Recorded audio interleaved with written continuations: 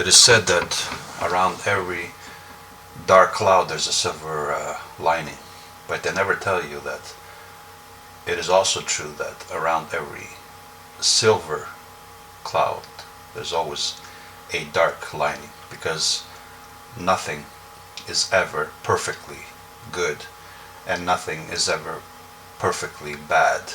There's no such thing as absolute good and bad. There's no such thing as absolute positive and negative. Everything has a positive and a negative aspect to it. And of course, as an objective thinker, surrounded by subjective emoters, as I call them, I'm always accused of hatred, of fascism, of cynicism. Any emotion that is triggered in the romantic idealist's psyche, he projects upon the source. So, and this is true in all areas. So when a critique makes him feel afraid, he accuses it of being motivated by fear. And if a critique makes it feel hated or hateful, he accuses it of being motivated by hate. And we see this in the public domain that's currently being filled with all these new phobias that we never had before. Homophobia, xenophobia, or hatreds that supposedly are based on resentment.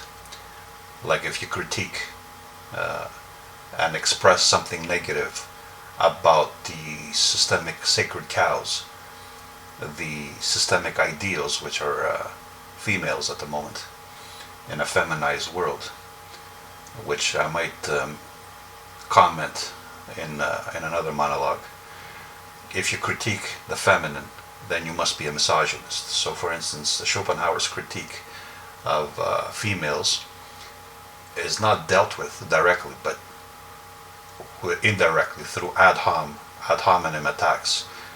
They hope that by silencing the source, by attacking the source, that they've dealt with the critique itself, which is foolish. So whenever my comments are also subject to similar methods, this is why I'm always attacked personally when I express these ideas in public, and that's why I rarely do so, because I know the psychological reaction. Like I said, whatever the romantic idealist feels, whatever feeling is triggered within him, he must project upon the source, which he accuses of being motivated by this intent. So the emotion that a comment triggers in their minds must be projected upon the source, must be unloaded upon it. Because in our modern / postmodern world, whatever benefits us and whatever we love must be perfect, must be unblemished, must be pristine. Otherwise, it loses its magical power, its mystique. And this is most certainly the case with the very concept of love. It must be maintained as this magical force, this mysterious force. A lot of us moderns who claim to be atheists are still infected with the Abrahamic delusions, the Abrahamic ideals. 2,000 years of social engineering has left its mark, and one of them is the very concept of love that must now be raised on a pedestal, when in fact it has its dark side. Every emotion has its positive and its negative aspects, even love. And love's blindness, supposed blindness, is one of its dark sides, its negative sides. And I dare say that even hatred has its positive sides. Otherwise, it would not have evolved. And this is most certainly the case when it comes to envy.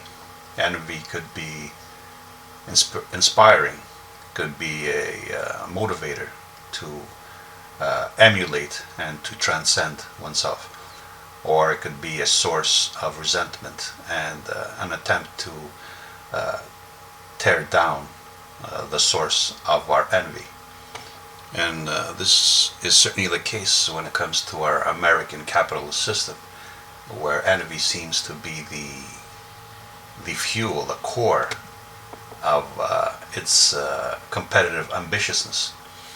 As Gore Vidal put it, and I quote, "Envy is the central fact of American life." And he was correct about this. But of course, now we must attack Gore Vidal's intentions. His motives must be undermined, and we must project upon him a fear or envy because he could not make it, I guess, in the American system, because that's the only explanation why anyone would blemish the pristineness, the perfection of that which we benefit from and we have become used to and we have grown to love.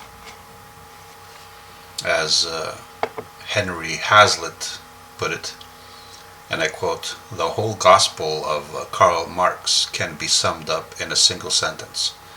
Hate the man who is better off than you." And of course, this is often the case, but it is also often the case, and it's also true, that capitalism is exploitive. So both can be true.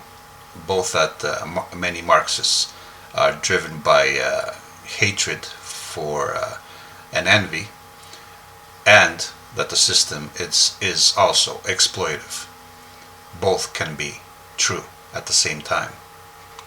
But this is a common theme in Americanism, in Homo Americanus, as I went into in my monologue on titled Homo Americanus. The last man, the man with a future, with no past, but only a perpetual future, the forever looking forward man, the progressive man, who's not held back by his past, who has forgotten his past. One of the current methods of explaining why the world resists this perfect system, this benevolent system that no man can resist if he's not motivated by some kind of irrational emotion, is that the world is envious of America. Why does the world resist America? Why does the world hate Americans? It's because they envy American freedoms. That's the narrative. And of course we see it in currently when Trump is to justify his tariffs. How does he justify his tariffs? This is ridiculous. He says that the world has been exploiting America. Can you believe this? The exploiter accuses its vassal states of exploiting it now that its power is waning, and it can no longer impose its will. It is accusing its vassal states, the Anglosphere, of exploiting its goodness, I guess, its benevolence, because the pristineness of Americanism cannot be blemished. So the entity that raped and pillaged the world's resources and built upon it its wealth and its power is now accusing the world of exploiting its benevolence, its supposed benevolence. This is a classic case of projection, because one of the burdens of being a dominant power, a hyperpower, is that you took upon yourself the costs of controlling and defending your empire, allowing them to develop maybe their welfare state, which is the silver lining around the dark cloud of being dominated and being a slave, being a vassal. And this, of course, now is resented by the master, who sees the slave enjoying things that he cannot, because he's full of the burden, the worries of, let's say, controlling his slaves, of housing his slaves and feeding his slaves, allowing them some period of rest and recreation, I guess. And this he resents because he does not enjoy similar rest and recreation, being filled with constant worry over maintaining his fiefdom, his plantation. But the subjective emoter, the subjective thinker, immersed in his idealism, cannot see anything negative about anything he does. He doesn't see anything negative about everything he considers positive. That's why he can never see the negative aspects of his dominance, let's say. And whoever reminds him or confronts him with the negative, he must accuse of being motivated by negative emotions like envy. So how does America, like I said, explain the world's resentment towards it, towards its dominance and its exploitation of the world's natural and human resources? It explains it as a product of envy. The whole world envies America, and the whole world is exploiting America now.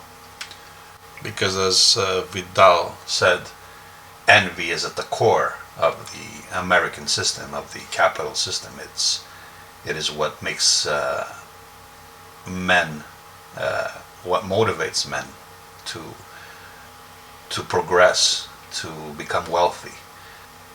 It is what motivates men to become popular, to seek popularity.